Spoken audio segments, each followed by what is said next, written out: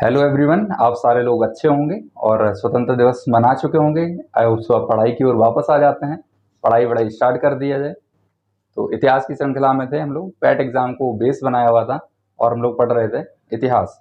इतिहास में ancient India को कवर कर रहे थे। एंशिएंट इंडिया में हम लोगों ने कर चुके हैं कहाँ तक, जैन धर्म तक कवर कर चुके हैं। और जैन के पहले बुद्धिज्म को हुआ था, तो ये सारे एपिसोड पढ़ चुके होंगे आप लोग। इसके बाद जैनिज्म के बाद आ जाते हैं। अच्छा, एक चीज़ और, बुद्धिज्म और जैनिज्म का एक सवाल और इम्पोर्टेंट हो जाता है कि दोनों चीज़ें, मतलब दोनों धर्मों के लिए कौन सा स्थान ऐसा है जो कॉमन है, कौन सा ऐसा स्थान है दोनों धर्मों के लिए तीर्थस्थली के रूप में जाना जाता है। तो कौशाम्बी का नाम है, वो आप ऐड कर लेंगे, उसमें कोई इतना बड़ा इशू नहीं है, आप लिख ही लेंगे इस बात को। और आई होप सो आप लोग तैयार होंगे पेन और कॉपी के साथ। चलते हैं मौर्यन डायनेस्टी की ओर। मौर्य धर्म नहीं, सॉरी, मौर्य साम्राज्य। तो यूपी पैट की बात कर रहे हैं, पीईटी, राइट। इतिहास वाले सेक्शन में आप लोग मेरे साथ जुड़े हैं। हम लोग बात करने वाले हैं आज मौर्य साम्राज्य की। मौर्य साम्राज्य, पूरा मौर्य साम्राज्य, जैसा कि यूपी पैट के सिलेबस में नहीं है, तो पढ़ना क्या है, अशोका, इनको पढ़ना भैया, फाइन। तो कैरी फॉरवर्ड करते हैं। अच्छा, इससे पहले थोड़ी सी बात कर लेते हैं मगध की बात कर लेते हैं। मगध साम्राज्य एक्चुअली 16 महाजनपद हुआ करते थे, आपके सिलेबस में नहीं है इसलिए मैंने नहीं पढ़ाया। अंग, मगध, काशी, कौशल, इस तरह से 16 है ना। तो उनमें मगध सबसे ज्यादा डोमिनेंट होता है, मतलब सबसे ज्यादा प्रभावी क्षेत्र के रूप में उभर के आता है। तो मगध में बहुत सारी डायनेस्टी होंगी, उनके नाम लिखेंगे।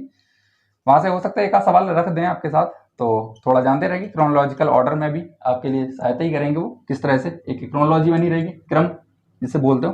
तो आप लिखोगे वंश, हेडिंग लगाओगे, और संस्थापक का नाम, संस्थापक, और इसके बाद अंतिम शासक। अगर ये बहुत ज़्यादा डिटेल में होता, आपके सिलेबस में ही होता, तो मगध साम्राज्य को पूरा पढ़ रहे होते, इसके पहले 16 महाजनपदों का नाम भी लिखवा रहे होते, सारा कुछ ठीक से कर रहे होते। लेकिन अब जब सिलेबस में ही नहीं है, तो आपका टाइम क्यों ही वेस्ट करना है। आगे चलते हैं, वंश की बात करते हैं। तो मगध में पहला वंश होगा हर्यक वंश। मैं आपको कम टाइम में ज़्यादा कंटेंट देने की हमेशा कोशिश करता हूँ, आज भी वही कैरी फॉरवर्ड करेंगे, है ना। तो आप स्टे फोकस्ड रहेंगे। लिखते हैं हर्यक वंश की बात करते हैं भैया। हर्यक वंश का संस्थापक कौन होगा, Bimbisara. It is not Bindusara से कंफ्यूज नहीं करेंगे। बिंदुसार होगा मौर्य साम्राज्य में, चंद्रगुप्त का पुत्र होगा वो बिंदुसार होगा। ये यहाँ पर बात करेंगे बिंबिसार की, राइट। और यहाँ पर अंतिम शासक कौन होगा भैया, अंतिम शासक होगा नागदशक, राइट। दूसरा वाला आ जाएगा, हर्यक के बाद आ जाता है शिशुनाग वंश, राइट। संस्थापक शिशुनाग ही होगा, शिशुनाग। हर्यक वंश में क्या है, ये पितृहंता वंश है, पितृहंता इसको बोल सकते हैं, सवाल हो सकता है इनमें से कौन सा वंश है, पितृहंता वंश है। एक्चुअली अपने पिता को मारकर गद्दी प्राप्त करते थे, उदयन हो चाहे अजातशत्रु हो, तो ये सारा इस वजह से पितृहंता वंश इसको बोला गया था। बात यहाँ कर रहे थे शिशुनाग वंश की। शिशुनाग वंश का संस्थापक शिशुनाग हो गया, और यहाँ पर नंदीवर्धन अंतिम शासक होगा, नंदीवर्धन, राइट। तीसरा वाला लिख लेंगे हम लोग, तीसरा वाला आएगा नंदवंश। महापद्म नंद इसके संस्थापक होंगे, महापद्म नंद, राइट। और अंतिम शासक होगा घनानंद या धनानंद, जो भी। नेक्स्ट वन, अच्छा सुनो, नंदवंश के बाद फोर्थ वन आएगा मौर्यन डायनेस्टी, मौर्य वंश। और इसमें अशोक का साम्राज्य सबसे ही ज्यादा बड़ा होगा इसमें। चंद्रगुप्त मौर्य रहेंगे, चंद्रगुप्त मौर्य। चाणक्य मदद करेंगे घनानंद की हत्या करवाने में, और चंद्रगुप्त मौर्य को प्रशिक्षित करेंगे, जिन्हें विष्णुगुप्त भी बोला जाता है। तो चंद्रगुप्त मौर्य, और अंतिम शासक होगा वृद्धरथ, राइट। इसके बाद तो ये मौर्य वंश, यहाँ पर अशोक आएंगे बीच में, चंद्रगुप्त मौर्य के बाद बिंदुसार के बाद फिर अशोक, इस तरह से चलेंगे। तो अशोक को पढ़ेंगे यहाँ पर इसके बाद और भी कुछ वंश होंगे मौर्य वंश के बाद, उनको एक बार में ही फिनिश कर दें, फिर उसके बाद स्टार्ट करेंगे पढ़ना। मौर्य वंश के बाद देखेंगे, मौर्य वंश के बाद आएगा शुंग वंश। पुष्यमित्र शुंग रहेंगे इसके संस्थापक, पुष्यमित्र शुंग। और इसके अंतिम शासक होंगे देवभूति, देवभूति इसके अंतिम शासक होंगे। राइट, नेक्स्ट वन बात करेंगे शुंग वंश के बाद कण्व वंश आएगा। कण्व वंश, वासुदेव कण्व इसके संस्थापक होंगे। वासुदेव कण्व।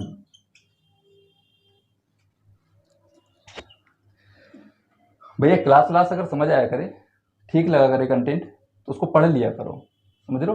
मैं लाइक शेयर की बात नहीं कर रहा हूँ, मैं पढ़ने की बात कर रहा हूँ, समझ लो। उसको पढ़ लिया करो, चीज़ों को याद कर लिया करो, नोट्स को ठीक से प्रिपेयर किया करो, एग्जाम आपको पास करना है। फाइन। तो कण्व वंश की बात कर रहा हूँ, वासुदेव कण्व होंगे और अंतिम शासक कौन होंगे? सुशर्मन। राइट, नेक्स्ट वन, इसके बाद गुप्त वंश आएगा। गुप्त वंश में तो पढ़ाई भी करनी है अभी। श्रीगुप्त इसके संस्थापक होंगे। दिख नहीं रहा है नीचे? अच्छा, फिर ऊपर से ही लिखता हूँ, ठीक है।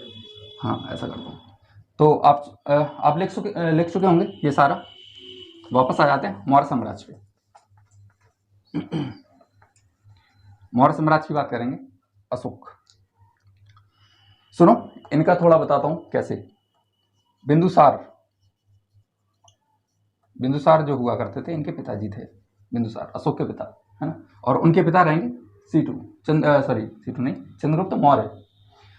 चंद्रगुप्त मौर्य होंगे, देखना, चंद्रगुप्त मौर्य। इनके पुत्र होंगे बिंदुसार और इनके पुत्र बनेंगे अशोक। ये सिलेबस में नहीं है, ये भी नहीं है सिलेबस में, ये है, तो इनको फोकस करेंगे तो देखेंगे कैसे ही। अच्छा, यहाँ सुनो, चंद्रगुप्त मौर्य, इनका नाम इसलिए मैंने आपको बताया क्योंकि इन्होंने मौर्य साम्राज्य की स्थापना करी। स्थापना किसकी सहायता से करी? विष्णुगुप्त। इनका नाम कौटिल्य भी है, कौटिल्य। इनकी सहायता से इन्होंने किसकी स्थापना करी? मौर्य साम्राज्य की। चंद्रगुप्त मौर्य की सहायता किसने करी थी? विष्णुगुप्त या कौटिल्य ने, ठीक है। इन्हें चाणक्य भी बोला जाता है, चाणक्य, विष्णुगुप्त, कौटिल्य, एक ही मतलब व्यक्ति के नाम है ये तीनों। तो इन्होंने स्थापना कराई किसकी? मौर्य साम्राज्य की। किसका अंत किया था? अभी बताया था, घनानंद का अंत किया था। तो ये सारी चीजें आप समझते रहोगे, आगे देखेंगे। इन्हें एक चीज और मैं आपको बता दूं, चाणक्य को भारत का मैकियावेली बोलते हैं। क्या बोलते हैं? भारत का मैकियावेली। आप लिख सकते हो, भारत का मैकियावेली कौन है? डैश करके लिखोगे, चाणक्य। अच्छा, ये सारे भारत का मैकियावेली, भारत का आइंस्टीन, भारत का न्यूटन, ये सारे एक साथ ही लिख देते हैं ना, तो आप लोग रिवाइज करने में आसान होगा और एक जगह सारा मतलब परिष्कृत कंटेंट आपको मिल जाएगा, तो आप पढ़ पाओगे ठीक से, जल्दी से रिवाइज कर लोगे, कंफ्यूजन भी नहीं रहेगा। भारत का नेपोलियन भैया समुद्रगुप्त, शायद आपको पता भी होगा। भारत का नेक्स्ट लिखोगे, भारत का न्यूटन। ब्रह्मगुप्त हैं ये, ब्रह्मगुप्त। भारत का न्यूटन सबसे ऊपर लिखेंगे आप, मतलब पेज में ऊपर जहाँ जगह होती है आप वहाँ लिख सकते हो या लास्ट में लिख सकते हो, कोई दिक्कत नहीं है। नेक्स्ट, भारत का आइंस्टीन। इंक भी डालनी पड़ेगी अब इसमें, पर डाल लेंगे, अभी चल रहा है तो काम चलाते हैं। आइंस्टीन, भारत का आइंस्टीन किसको बोला जाता है? नागार्जुन को। भारत का आइंस्टीन कौन है? नागार्जुन। तो मैंने आपको लिखवाया भारत का मैकियावेली, भारत का न्यूटन, भारत का आइंस्टीन, भारत का नेपोलियन, और एक और आप लिख सकते हो यहाँ पर, भारत का शेक्सपियर नहीं हुआ ना? हाँ, लिख लो, भारत का शेक्सपियर। ये कालिदास जी को बोलते हैं। सारे पॉइंट आपको एक जगह मिल गए, एक जगह आप लोग इनको नोट करते रहेंगे और याद भी कर लेंगे। मैं इसमें डाल लेता हूँ, खुल नहीं रहा यार, ठीक है।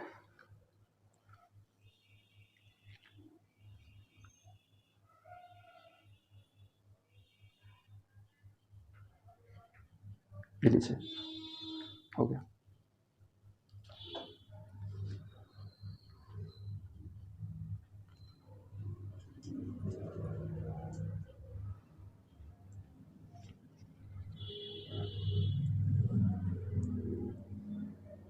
हाँ, चलते वापस, लिख तो लिया ही होगा आप लोगों ने। यहाँ बात कर रहे थे अशोक की, तो इसको मैं हटा दे रहा हूँ। हटाना क्या है, यहाँ लिखता हूँ। अब क्या हो गया, देखो, बिंदुसार, ये अशोक के पिता हैं। एक्चुअली इनके 16 रानियां थी, 16 रानियां थी और 101 पुत्र। कितना अच्छा लगता होगा, मतलब परिवार भरा पूरा परिवार, कितना मतलब सब कुछ बढ़िया। 16 रानियां थी और 101 पुत्र थे। तो हुआ क्या, बिंदुसार के 2 पुत्र मेन थे। 2 पुत्र कौन कौन से, एक सुशर्मन हुआ करता था, सुशर्मन नहीं सुसीम मुझे लिखना था, सॉरी। एक सुसीम हुआ करता था और दूसरा हुआ करता था भाई कौन, अपना अशोक। ये 2 मेन थे, ये बड़ा था और ये छोटा था। तो ये सुसीम था, इसको बनाया था तक्षशिला का गवर्नर, तक्षशिला का गवर्नर, राइट। और ये जो अशोक था ये था अवंती या उज्जैन, उज्जैन का गवर्नर, उज्जैन या अवंती का गवर्नर। अब बताना वहाँ कितना नीचे तक लिख सकते हैं, देख के बताओ एक बार। सिम जो था वो थोड़ा और जा सकते हैं, यहाँ तक इतना, ठीक है चलिए। तो सुसीम जो था ये बड़ा बेटा था इनका और अशोक इनसे छोटा था। हुआ क्या, तक्षशिला का गवर्नर हुआ करता था सुसीम। इसने क्या किया, इसने एक बार अचानक से विद्रोह कर दिया, वहाँ पर विद्रोह कर दिया। अब विद्रोह करेगा, अगर ये विद्रोह करेगा तो विद्रोह को दबाना भी पड़ेगा। तो विद्रोह को दबाने के लिए भेजा अशोक को। अशोक पहुंचे विद्रोह को दबाने, विद्रोह को दबाया हुआ है, सब कुछ ठीक ठाक किया। बाद में इसने सोचा कि मैं सुसीम को मार देता हूँ। अशोक ने सोचा कि मैं सुसीम को मार दूंगा और फिर मुझे गद्दी मिल जाएगी। तो ठीक इसने ऐसे ही किया, एक बड़ा सा गड्ढा खोदा, गड्ढा बहुत बड़ा गड्ढा, और उसको ढक वक दिए बाकायदा व्यवस्थित करके। जैसे ही वहां से सुसीम निकला और उस गड्ढे में विद हाथी के, अपने हाथी पे बैठा हुआ था, मैं हाथी के चला गया और फिर उसकी मृत्यु हो जाती है वहां पर। फिर अशोक बनता है राजा। इस प्रकार अशोक को गद्दी मिल जाती है। क्या मिल जाती है, गद्दी। किसको, अशोक को। ये कहानी थी एक। तो इस तरह से अशोक बन जाता है राजा। बात करेंगे 304 बीसी में बनेगा। मैं इसको हटाता हूं, फिर आपको बहुत स्पेस भी मिलेगा।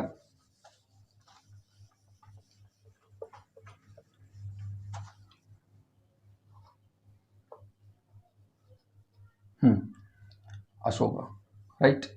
तो इसका जन्म लिखेंगे 304 बीसी में होगा। इसका राज्याभिषेक लिखोगे आप 269 बीसी में होगा, ठीक है। ये इंपॉर्टेंट है डेट। तो इसका जन्म हुआ 304 में और ये 269 में। इसकी माता होंगी सुभद्रंगी। पिता तो मैंने अभी जस्ट बताया, ये पिता कौन है, बिंदु सार। ये बिंबिसार नहीं है, अभी मैंने फिर से बताया था, ये बिंदुसार हैं, ठीक है। तो ध्यान रखोगे। जन्म 304 बीसी में, राज्याभिषेक 269 बीसी में, ये सारा हो गया। अब सुनो, अशोक का क्या है कि अशोक को जैसे ही गद्दी मिली तो उसका मतलब क्या शासन वासन इसने स्टार्ट किया। तो अशोक के लिए इंपॉर्टेंट क्या हो जाता है अशोक वाले सेगमेंट में सारा कुछ, कि इसके जो शिलालेख होता है वो यहाँ से सवाल बनाते हैं कि शिलालेख क्या है, लिपि कौन कौन सी है, अशोक के नाम कहाँ कहाँ से कैसे क्या मिले हैं। तो नाम की बात कर लेते हैं। भाब्रू अभिलेख है, भाब्रू अभिलेख। इसका नाम देवानाम प्रियदर्शी मिला यहाँ से, देवनाम प्रियदर्शी। और इसी अभिलेख से पता चला है कि बौद्ध धर्म का अनुयायी था ये। नाम है ये, नाम अशोक का नाम, ऐसा लिख दे रहा हूँ, अशोक का नाम, फाइन। और लिखता हूँ यहाँ बौद्ध धर्म का अनुयायी था। कौन था भैया, अशोक। तो ये सारी बातें मिली हैं बाबरू से। और है कुछ, नाम कौन सा मिलना है, देवनाम प्रियदर्शी। अशोक का नाम अशोक नहीं मिला है यहाँ पे, देवनाम प्रियदर्शी मिला है। और भी कुछ, मास्की, गुर्जरा, नेट्टूर, उदय गोलम, मास्की, गुर्जरा, नेट्टूर, उदयगुलम, इन सारी जगहों से अशोक का नाम अशोक मिला है। इन सारी अभिलेखों में अशोक नाम का उल्लेख मिला। सवाल अक्सर पूछा जाता है, अशोक नाम का उल्लेख कौन से अभिलेखों में मिला है? भैया मास्की, गुर्जरा, नेटूर और उदयगुलम। ये कर्नाटक के हैं, गुर्जरा, नेटूर और उदयगुलम। ठीक है, तो मास्की वाला एमपी, ये गुर्जरा वाला एमपी में पड़ता है, बाकी मास्की, नेटूर और उदयगुलम ये कर्नाटक के हैं। तो इतना सारा कुछ हो जाता है। इसके बाद बात करते हैं, कहाँ रखा है इरेजर, यहाँ पर हटाता हूँ और कहो तो साइड में लिख दे रहा हूँ। लिपि भी लिखो इसकी, लिपि देखो यहाँ करता हूँ। लिपि की बात करेंगे। देखो भैया लिपि अलग अलग है। भारत में जो लिपि पाई जाएगी उसे ब्राह्मी बोलेंगे, ब्राह्मी। पाकिस्तान में जो लिपि मिली है, पाकिस्तान उस क्षेत्र में जो लिपि मिली वो खरोष्टी है, खरोष्टी। अफगानिस्तान में अफगानिस्तान यहाँ पर अरमाइक लिपि का प्रयोग है, अरमाइक। और ग्रीक में, ग्रीस बोलते हैं अभी, मिस्र, यहाँ पर ग्रीक लिपि का ये उपयोग है। इतना सारा हो गया बस। इसके बाद आगे चलते हैं, अभी शिलालेखों की बात करेंगे। अच्छा एक चीज़ और, ये जो अभिलेख हैं वो सबसे पहले किसने खोजे और किसने पढ़े, इसकी चर्चा कर लेते हैं। देखो अशोक के अभिलेख,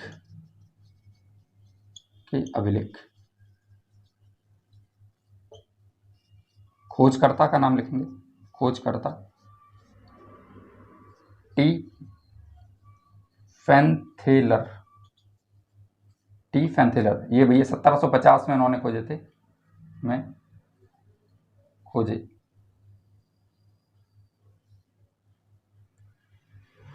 खोजे थे भाई। और पढ़ने का काम किया है, पढ़ना मतलब पढ़ा किसने, ये जेम्स प्रिंसेप नाम है इनका, जेम्स प्रिंसेप। इन्होंने 1837 में पढ़ने में सफलता प्राप्त करी थी।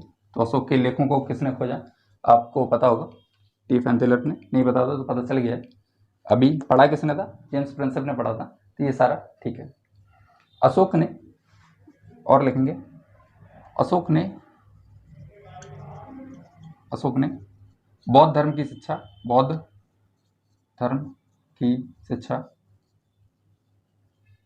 उपगुप्त से प्राप्त की थी, उपगुप्त से प्राप्त की थी। किससे मिली थी अशोक को बौद्ध धर्म की शिक्षा? उपगुप्त नामक बौद्ध भिक्षु था, उन्होंने अशोक को शिक्षित किया बौद्ध धर्म में। इसके बाद आगे चलते हैं अशोक के शिलालेखों के बारे में। वहीं तो हेडिंग लगाएंगे अशोक के शिलालेख, अशोक के शिलालेख। इंपॉर्टेंट शिलालेखों की बात करेंगे, 14 हैं टोटल। तो पहले तो आप लिख लोगे, सबसे बड़ा शिलालेख 7वां है, सबसे बड़ा शिलालेख नंबर 7 है। सबसे छोटा वाला है 14th, 14वां। ठीक है, इतना हो गया। सबसे बड़ा शिलालेख 7वां है, सबसे छोटा 14वां है। अब डायरेक्ट बात करेंगे कि किस शिलालेख में किस बात की बात करी है ना। तो पहला, दूसरा, तीसरा ऐसे क्रम लिखेंगे। तो नंबर 1 शिलालेख में किसकी, पशुवध निषेध, अहिंसा की बात करेंगे। अहिंसा, आप जैसे बोल रहा हूँ वैसे लिखते जाओगे, अहिंसा तथा पशुवध का निषेध करना और अहिंसा, इस तरह का मैसेज दिया है। दूसरा वाला है पशु चिकित्सा की बात करेंगे। भैया मैं ये बताना चाह रहा हूँ आपको, अशोक के पहले शिलालेख में अशोक ने पशुवध निषेध को लिखवाया है। पशुओं का वध अब निषेध होगा, नहीं किया जाएगा, और अहिंसा को प्रमोट करेंगे। ये कलिंग का युद्ध हुआ था 261 में, अभी आपको बताऊंगा, आगे लिखवाऊंगा। 261 में कलिंग का युद्ध होता है, तो उनका अचानक से हृदय परिवर्तन वहां पर होता है, और फिर वो ये सारे मतलब चीजें अपने ड्रास्टिक चेंजमेंट लाते हैं अपनी लाइफ में, और सारी चीजें चेंज हो जाती।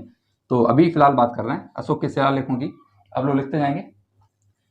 पशु चिकित्सा की बात कर रहे हैं, का संदेश ऐसा कर दे रहा हूं की व्यवस्था लो। भैया ये कहां से प्राप्त हो रहा है, ये आप लिख लो, शहबाजगढ़ी पाकिस्तान में सॉरी वहां से ऐसी जानकारी मिली है। तीसरे वाले में 3 अधिकारियों की बात करेंगे, 3 अधिकारियों की नियुक्ति होगी। 3 अधिकारियों की नियुक्ति। ये हर 5 साल में दौरा करेंगे। राजुक, युक्तक और प्रदेशक। फाइन। तो ये 3 अधिकारियों की नियुक्ति होगी। ये प्रति 5 वर्ष में दौरा करेंगे, प्रति 5 वर्ष पर। नेक्स्ट, चौथा वाला, इसमें अशोक बात करेंगे नैतिकता को प्रमोट करने की। आप लिख सकते हो नैतिकता और धर्म को बढ़ावा देना। नैतिकता एवं धर्म की बात करेंगे। तो कोड वर्ड थोड़ा थोड़ा लिखते जा रहे हैं, 2 3 शब्द तो आप समझते रहेंगे। आप अपने हिसाब से बना ही सकते हैं, ऑप्शन देखेंगे तो उसमें से कर ही लोगे। नेक्स्ट बात करते हैं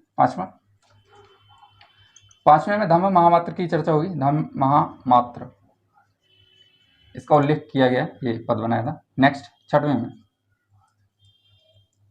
छठवें वाले में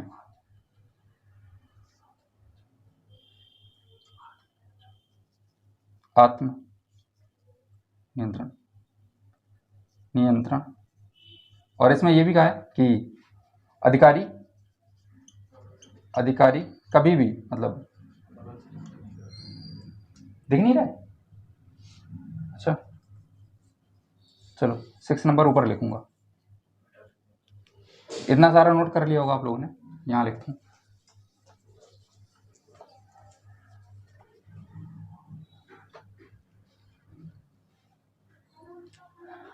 नेक्स्ट वन बात कर रहा था,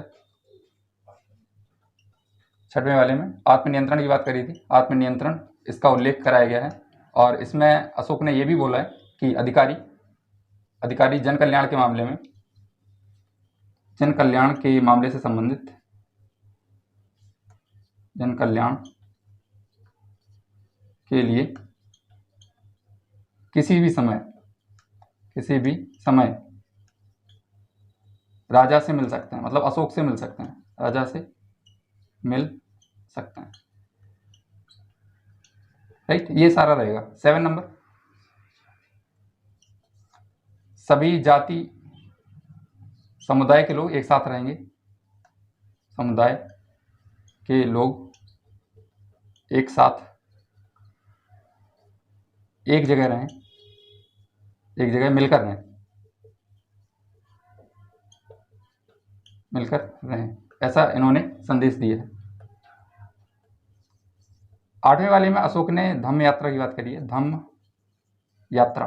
और इन्होंने राज्याभिषेक के, यहाँ लिखोगे आप, राज्याभिषेक के 10वें वर्ष, राज्याभिषेक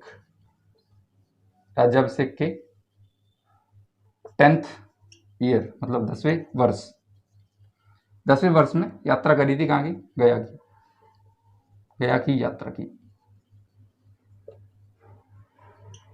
20वीं वर्ष लुम्बिनी की यात्रा करते हैं, तो इतना लिख लेंगे आप। नेक्स्ट वाला लिखेंगे 9वां, दास हों, सेवक हों या फिर ब्राह्मण, इनको आप सताएंगे नहीं, को ना सताएं, जितनी हो सके मदद करें, इनको ना सताएं। ये ब्राह्मण वाला, सेवक वाला और दास वाला, तीनों चीज़ों की बात करी और देखते रहेंगे आप लोग। नेक्स्ट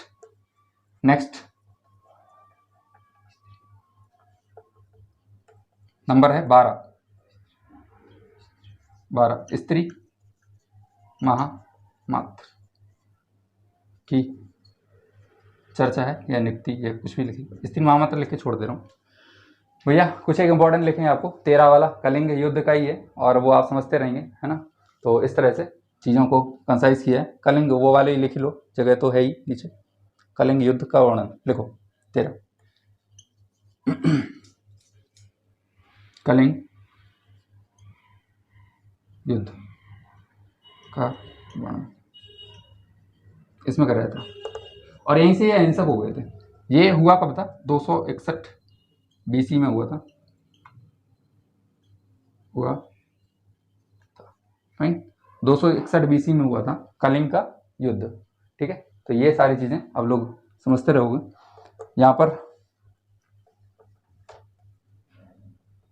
कलिंग का, अच्छा सुनो, कलिंग की कहानी रहने देता है। अच्छा सुनो, कलिंग की रानी मतलब राजकुमारी थी, उसका नाम था कौवारकी। उससे इन्हें प्रेम भी हो जाता है, और प्रेम जब हो जाता है तो फिर विवाह भी होगा, विवाह होगा तो फिर वो इनकी पत्नी भी बनेंगी। इतना सारा कुछ हो गया, तो उसमें आप ये भी नोट कर लो थोड़ा, कौवारकी का नाम लिख लो और क्या ही लिखोगे वहाँ पे।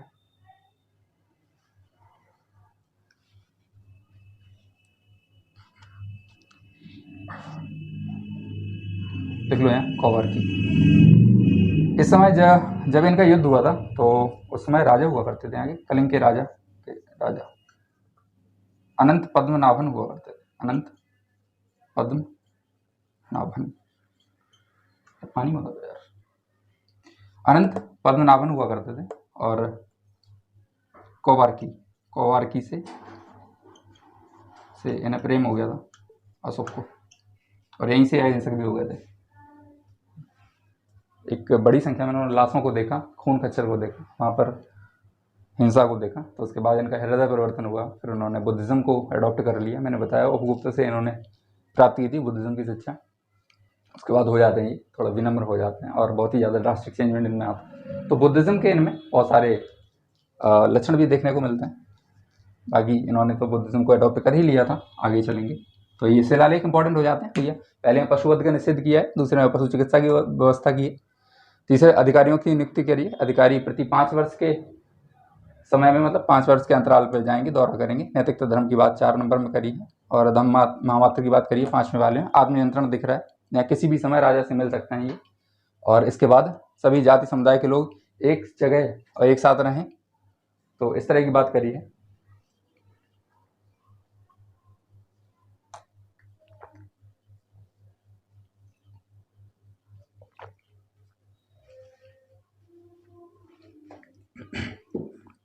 इतना कुछ हो गया, अभी आगे चलते हैं।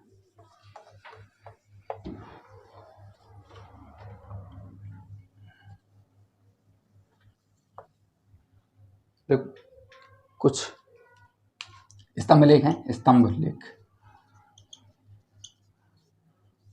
एक नाम लिखेंगे दिल्ली टोपरा, दिल्ली टोपरा, दिल्ली टोपरा का स्तंभ लेख। एक्चुअली ये हुआ क्या था, फिरोज शाह तुगलक जो था बाद में हुआ, फिरोज शाह तुगलक काफ़ी समय बाद, तुगलक वंश में पढ़ेंगे हम लोग। तो फिरोज शाह तुगलक क्या करेगा, इसको हरियाणा से दिल्ली लाएगा, HR to DL ऐसे लिख दिया। आप फुल फॉर्म में भी लिख सकते हो, हरियाणा से दिल्ली लाया था कौन, फिरोज शाह तुगलक, FST मतलब लिख दे रहा हूँ, फिरोज शाह तुगलक, फिरोज शाह तुगलक, ठीक है।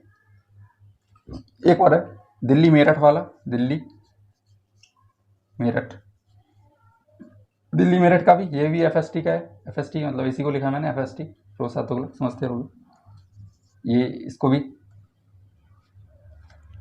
सॉरी। नेक्स्ट वन बात कर रहे हैं लौरिया नंदनगढ़, लौरिया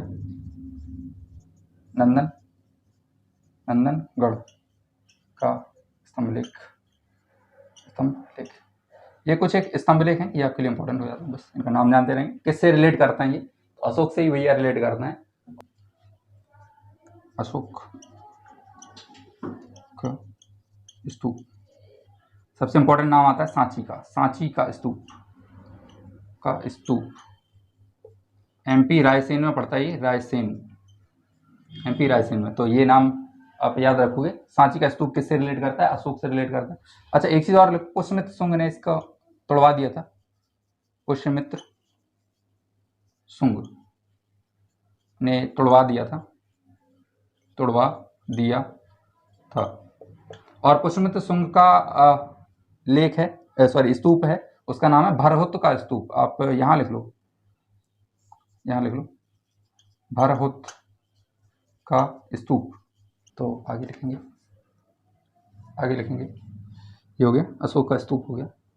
लिखो अशोक स्तंभ, स्तंभ, अशोक स्तंभ, सारनाथ, वाराणसी, वाराणसी UP अपने, ठीक है। इसकी ऊंचाई लिख लो, ऊंचाई पूछ सकते हैं, ऊंचाई 13.1 मीटर, इतना ऊंचा है भैया। 5 शेर एक घोड़ा, एक हाथी, एक गेंडा बनाए। उत्कीर्ण है, कुछ ऐसे करके समझ जाओ। अशोक स्तंभ में भैया इसकी ऊंचाई 13.1 मीटर है। इसमें 5 शेर बनाए गए हैं, एक घोड़ा है, एक हाथी, एक गेंडा और इतने सारे पशु बनाए गए हैं। सारनाथ वाराणसी में होता है। और अशोक स्तंभ यहीं सत्यमेव जयते लिखा हुआ है, सत्यमेव जयते, राइट। आपको वैदिक एरा जब पढ़ा रहे थे, वैदिक काल, तो मैंने बताया हुआ था वहाँ पे सत्यमेव जयते कहाँ से लिया गया, मुंडकोपनिषद से लिया गया था। वहीं पर उसके जस्ट, मुझे याद आ रहा है, उसके जस्ट पहले लिखा था मैंने, सबसे छोटा उपनिषद मांडुक्य उपनिषद, उसके नीचे लिखा था ये वाला पॉइंट। तो सत्यमेव जयते आप याद रखोगे, सारी चीज़ें इंपॉर्टेंट है। तो ये सारी चीज़ें हो गई। हाँ, लास्ट में क्या, अशोक के बाद क्या होगा, अशोक के बाद क्या ही होना था, कुछ नहीं होना था। अशोक के बाद क्या लास्ट हो जाएगा, फाइनल कुणाल गद्दी प्राप्त करेगा। कुणाल फिर सिलेबस में है नहीं अपना, तो लिख लो अशोक के बाद कुणाल शासक बना। अशोक के बाद कुणाल गद्दी पर बैठा।